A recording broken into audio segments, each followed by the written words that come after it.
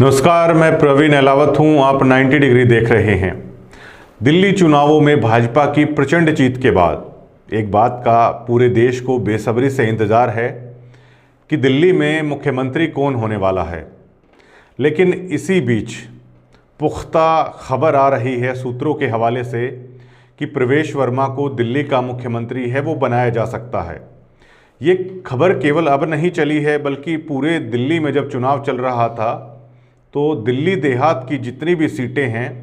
वहाँ के जनमानस में इस बात को आप आसानी से समझ सकते थे। उनकी ज़ुबान पे ये बात थी, आप समझ सकते थे कि प्रवेश वर्मा को अब की बार दिल्ली का मुख्यमंत्री है वो बनाया जा सकता है। इस बात का जिक्र चलना तब भी लाजमी हो गया था जब अपनी पारंपरिक सीट को छोड़कर प्रवेश वर्मा को नई दिल्ली में अरविंद केजरीवाल के सामने चुनाव लड़ने के लिए उतार दिया गया। प्रवेश वर्मा ने इस चुनौती को स्वीकार करते हुए नई दिल्ली से, जो पिछले कई सालों से लगातार पूरी भाजपा के लिए राजनीतिक तौर पर परेशानी का सबब बने हुए थे, अरविंद केजरीवाल को न केवल हराया बल्कि पूरे चुनाव प्रचार के दौरान प्रवेश वर्मा ने निजी तौर पर भी अरविंद केजरीवाल की जो व्यक्तिगत छवि थी उसको काफ़ी कुछ उन्होंने नुकसान पहुंचाया और पूरे चुनाव प्रचार के दौरान अरविंद केजरीवाल पर काफ़ी आक्रामक प्रवेश वर्मा रहे और उनकी छवि को लेकर पहली बार कोई ऐसा नेता था जिसने इतना सब कुछ कहा। हालांकि ये लड़ाई काफ़ी टफ मानी जा रही थी, लेकिन ये कहना गलत नहीं था कि पूरे दिल्ली के चुनाव के दौरान अगर कोई सबसे बड़ी हॉट सीट थी तो वो नई दिल्ली थी, जिसमें प्रवेश वर्मा और अरविंद केजरीवाल का मुकाबला था। अंततः इसमें प्रवेश वर्मा ने अरविंद केजरीवाल को हरा दिया। जब ये चुनाव परिणाम आया तो शायद उस दरमियान की ये सबसे बड़ी खबर थी जो पूरे देश भर में लोगों ने इसे सर्च किया कि अरविंद केजरीवाल को हराने वाला चेहरा कौन है। उसके बाद प्रवेश वर्मा ने गृह मंत्री अमित शाह के साथ मुलाकात की, जिसके बाद से ये चर्चाएं गर्म थी कि क्या ये मुलाकात मुख्यमंत्री पद को लेकर है। आपको बता दें कि प्रवेश वर्मा पहले सांसद थे, अब की बार उन्हें सांसद का टिकट नहीं दिया गया। अब की बार उन्हें विधानसभा चुनाव में अरविंद केजरीवाल के सामने है वो उतारा गया। वो दिल्ली के पूर्व मुख्यमंत्री रहे साहब सिंह वर्मा के बेटे हैं और अब ये बताया जा रहा है कि प्रवेश वर्मा के चेहरे को लेकर आरएसएस और केंद्रीय भाजपा के बीच में एक सहमति बन गई है। लेकिन हम उन कारणों पर आना चाहेंगे कि आखिरकार प्रवेश वर्मा को अगर मुख्यमंत्री बनाया जाता है तो भाजपा को क्या फ़ायदा होगा और इसके पीछे भाजपा की आखिरकार क्या मंशा है। क्योंकि राजनीति में पार्टियां जो भी फैसले लेती हैं कहीं ना कहीं वो दूरगामी होते हैं और प्रत्येक पार्टी अपने इन्हीं फैसलों से भविष्य की राजनीति की आधारशिला रखती हैं और भविष्य में अपने इन्हीं फैसलों से हैं वो राजनीतिक लाभ हैं वो उठाना चाहती है। आपको बता दें कि दिल्ली लगातार पिछले काफ़ी समय से लगातार जो जाट हैं उनसे भाजपा को लगातार चुनौती मिल रही है। आपने देखा होगा कि जब पंजाब से किसान आए थे तो हरियाणा के, पश्चिमी उत्तर प्रदेश के, राजस्थान के जो जाट बहुल्य क्षेत्र थे उन्होंने किसान आंदोलन में काफ़ी बढ़ चढ़कर हिस्सा लिया था और दिल्ली के चारों तरफ कई दिनों तक उन्होंने अपना धरना दिया था। बाकायदा आंदोलन है वो भाजपा के खिलाफ किया था। उस आंदोलन ने न केवल राष्ट्रीय स्तर पर बल्कि अंतर्राष्ट्रीय स्तर पर काफ़ी सुर्खियां हैं वो बटोरी थी और उस आंदोलन के दरमियान भाजपा की जो नीति थी उसको लेकर उनकी काफ़ी आलोचना हुई थी। दूसरा, आपने देखा होगा कि दिल्ली के जंतर मंतर पर जब रेसलर्स ने प्रदर्शन किया था उस मामले में भी पूरे देश भर में अंतर्राष्ट्रीय स्तर पर भाजपा की तीखी आलोचना हुई थी। ऐसे में भाजपा ये चाहती है और भाजपा ये जानती है कि कहीं ना कहीं जो जाट वोट बैंक है उसमें पार्टी इतनी सेंध है वो नहीं लगा पा रही है और ख़ुद उसके पास कोई ऐसा जाट चेहरा नहीं है जिसे राष्ट्रीय स्तर पर चुनाव में है वो भुनाया जा सके। हालांकि पार्टी ने कई बार इसकी कोशिश की है। केंद्रीय कृषि मंत्री तोमर साहब भी होते थे भाजपा में, चौधरी बीरेंद्र सिंह भी भाजपा में होते थे, लेकिन कोई ऐसा चेहरा भाजपा में नहीं बन पाया कि जिसे जाट ये समझता हो कि हाँ वाकई में भाजपा के अंदर है वो उसकी भागीदारी है। तो कहीं ना कहीं भाजपा ये सोचती है कि अगर प्रवेश वर्मा को दिल्ली का मुख्यमंत्री बना दिया जाता है तो जाट वोट बैंक में भाजपा की छवि सुधरेगी और यकीनन वो जाट वोट बैंक में एक बड़ी सेंध लगाने में कामयाब हो जाती है।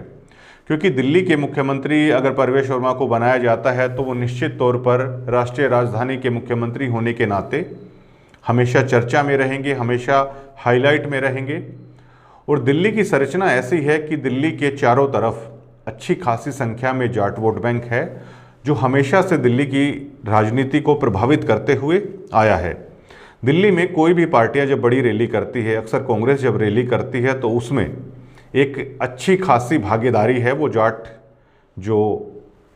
वोट बैंक है, या आप कहें कि जाट जो चेहरे हैं जो हरियाणा से जाते हैं, उत्तर प्रदेश से जाते हैं, राजस्थान से जाते हैं, तो उस रैली को सफल करने में काफ़ी बढ़ चढ़कर है वो अपना भाग लेते हैं। तो ऐसे में भाजपा एक तीर से कई निशाने हैं वो अपने साधना चाहती है। और भाजपा निश्चित तौर पर भाजपा को ये भी पता है कि सोनीपत, दिल्ली के साथ लगता हुआ रोहतक और झज्जर ये जाट बहुल्य क्षेत्र हैं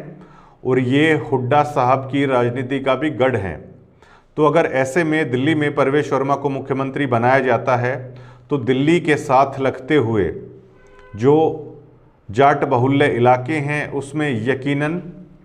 जो भाजपा का ग्राफ है वो यकीनन उसमें बढ़ेगा और निश्चित तौर पर दीपेंद्र हुड्डा की भविष्य की राजनीति के लिए भाजपा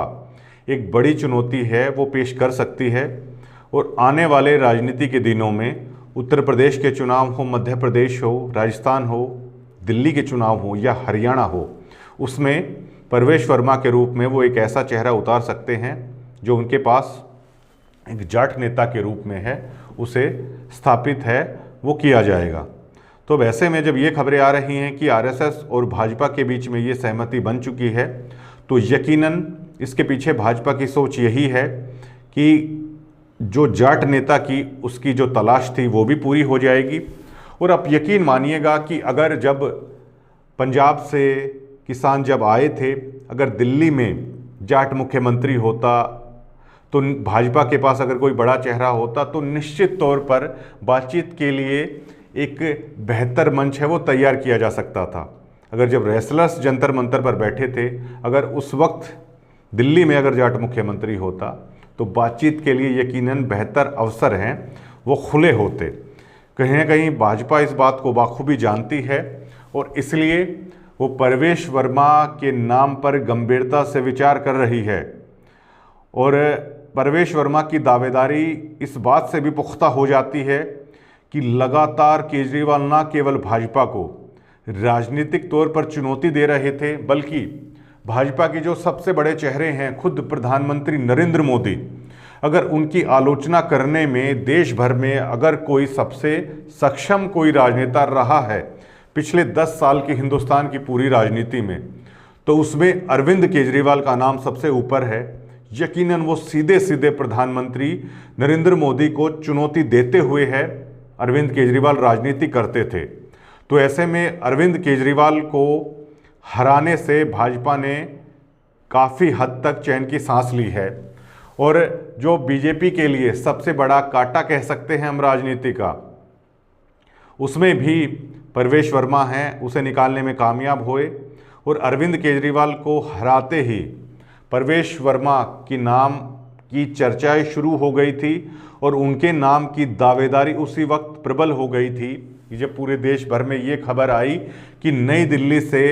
परवेश वर्मा ने अरविंद केजरीवाल को है वो हरा दिया है। हालांकि अब ये आने वाला वक्त ही बताएगा कि आखिरकार दिल्ली में भाजपा किसे मुख्यमंत्री बनाती है। लेकिन अगर आप दिल्ली के स्ट्रक्चर को अगर आप समझेंगे तो 3 वर्गों में आप इसे विभाजित कर सकते हैं। एक सबसे बड़ा वर्ग वो है जो आज़ादी के बाद विस्थापित होकर आया और दिल्ली में बसा, दूसरा पूर्वांचल से आने वाले लोग हैं, और तीसरा जो दिल्ली देहात के मूल निवासी, उन्हें आप कह सकते हैं, उन्हें दिल्ली देहात के नाम से है जाना जाता है अक्सर। तो अब की बार पूरे चुनाव के दरमियान भी ये बात थी कि दिल्ली देहात से अब की बार मुख्यमंत्री है वो बनाया जा सकता है। हालांकि अब ये देखने वाला समय ही बताएगा कि भाजपा किसे मुख्यमंत्री बनाती है, लेकिन परवेश वर्मा के नाम का जो उछाल आ रहा है उसके पीछे शायद भाजपा यही सोचती है कि एक राष्ट्रीय स्तर पर उसके पास एक ऐसा जाट चेहरा हो जाएगा,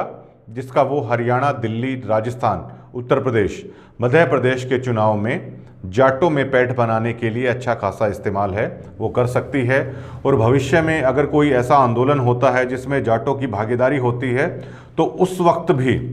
एक ऐसा चेहरा उन्हें मिल जाएगा जिसे बातचीत की टेबल पर भाजपा आगे कर सकती है। शुक्रिया।